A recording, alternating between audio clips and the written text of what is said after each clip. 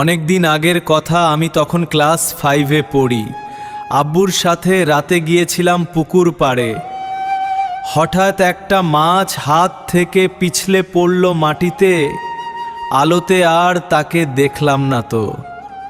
তখনই বুঝেছিলাম সেটা মাছ ছিল না, অন্য কিছু ছিল।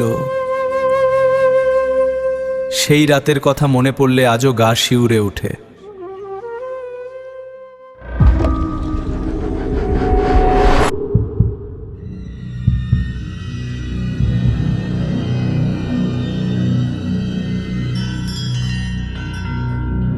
অনেকদিন আগের কথা, আমি মনে হয় তখন ক্লাস 5-এ ছিলাম যখন সেই ঘটনাটি ঘটেছিল। এটি একটি ভুতুড়ে ঘটনা, আর এই ঘটনাটি রাতে ঘটেছিল। এই গল্পটি পরে যদি আপনাদের ভয় লাগে, তাহলে কিন্তু আমার কোনো দোষ নেই, নিজ দায়িত্বে পড়বেন। আমাদের বাড়িতে দুটি পুকুর আছে, যেগুলো আমাদের লিজ নেওয়া হয়েছিল তখনকার সময়। সেখানে অনেক মাছ চাষ করা হতো, আর এজন্য পানিতে পোনা ছাড়া হয়েছিল। তবে ওই সময় হালকা বৃষ্টি ছিল, আর আমাদের পুকুরগুলো যেহেতু জমির পাশে ছিল, সেই অনুযায়ী কিছু দেশি মাছ পুকুরে নিয়ে আসার একটি পদ্ধতি ছিল। গ্রাম অঞ্চলের এই রকম পরিবেশের পুকুরের পাশ কেটে দেয়া হয়, যাতে পুকুরের পানি বেশি হয়ে গেলে সেগুলো জমিতে চলে যেতে পারে, আর পানি যাওয়ার কারণে জমির মাঝে থাকা মাছগুলো পুকুরে আসতে শুরু করে। এইভাবে দেশীয় মাছ পুকুরে আনা হয়, তবে জমির যে কোনো মাছই আসে পুকুরে। এভাবেই আমাদের পুকুরে মাছ আনা হতো এবং অতিরিক্ত পানি বের করে দেয়া হতো। পুকুরের দক্ষিণ পাশে জমি ছিল। পুকুর আর জমির মধ্যে 10-12 ফিট জায়গা আছে।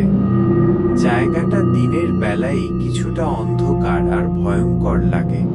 এর কারণ হচ্ছে সেখানে জমির পাশে একটি বাঁশের ঝোপ রয়েছে, আর তার পূর্ব পাশেই রয়েছে কবরস্থান। এর মাঝামাঝিতে বিশাল আকারের তেঁতুল গাছ আছে, যার কারণে জায়গাটা এমনিতেই কিছুটা ভয়ঙ্কর লাগে, আর রাত্রিবেলা তো আরো বেশি ভয়ঙ্কর লাগে। দক্ষিণা বাতাস গায়ে লাগলেও যেন ভারী লাগে ওই জায়গায়। আর এখানে পুকুর আর জমির মাঝে লম্বা করে ড্রেনের মতো কাটা হয়েছে পানি বাইরে নেয়া এবং মাছ পুকুরে নিয়ে আসার জন্য। তবে পুকুরের অংশে পথ বন্ধ করার উপায় রাখা হয়। যাই হোক, সন্ধ্যাবেলায় আব্বু আর আমার এক কাকা গিয়ে পুকুরের পথ খুলে পানি বের হওয়ার জায়গা করে দিয়েছিল, কারণ সেদিন কিছুটা বৃষ্টি হয়েছিল। রাত 11টার দিকে পানির পথ বন্ধ করার জন্য আব্বু যাচ্ছিল একা। তখন আমি বললাম আমিও যাব আজকে। আর যেহেতু আব্বু মাঝে মধ্যে সেখান থেকে কিছু মাছ নিয়ে আসতো সন্ধ্যায়, সেই হিসেবে আমি ভাবলাম আমিও দেখব কিভাবে মাছগুলো ধরে।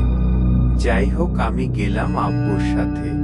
প্রথমে পুকুরের সিঁড়িতে দেখলাম কিছু কুচো চিংড়ি পাশে বসে আছে। আমি খুব সাবধানে হাত দিয়ে কয়েকটা ধরে ফেললাম। তখন আব্বু বলল ছেড়ে দিতে, তাই দিলাম।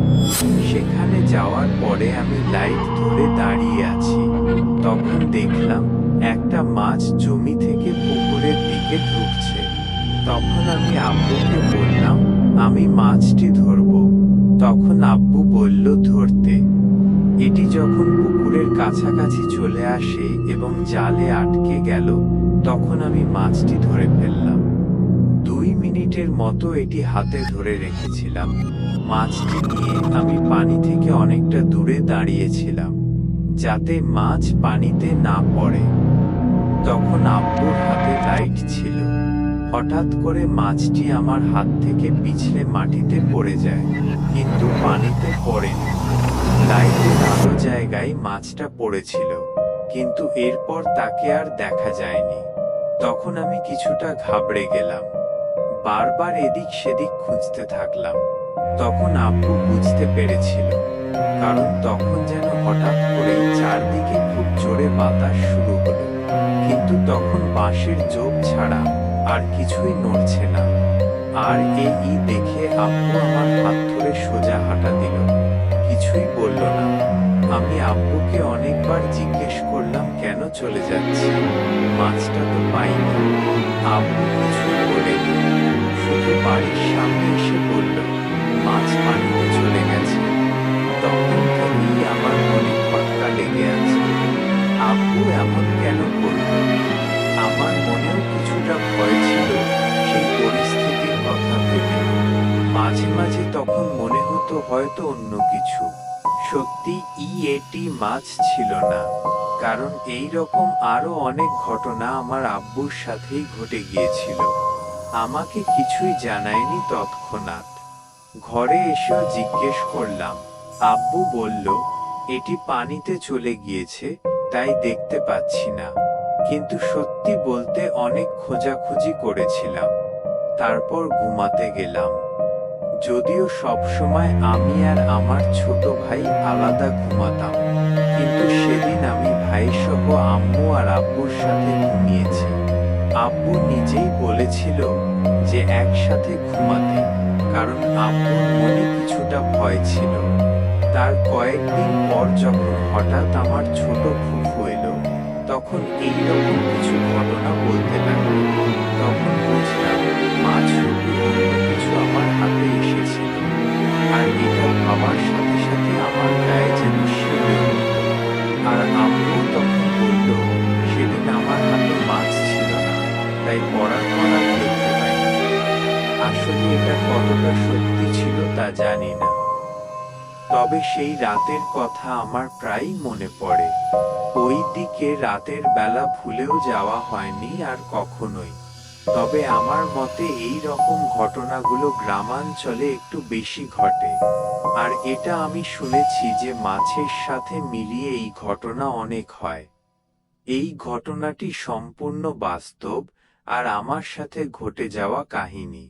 এমন কিছু ঘটনা আমার আব্বুর সাথেও ঘটেছিল, তা আব্বুর কাছেই শোনা। আগামীতে আরো একটি পর্বে শেয়ার করব। যদিও বাস্তবিক গল্প, জানাবেন কেমন লেগেছে। আর আপনাদের সাথেও যদি এরকম কিছু ঘটে থাকে তা জানার অপেক্ষায় থাকলাম। গল্পটি শেয়ার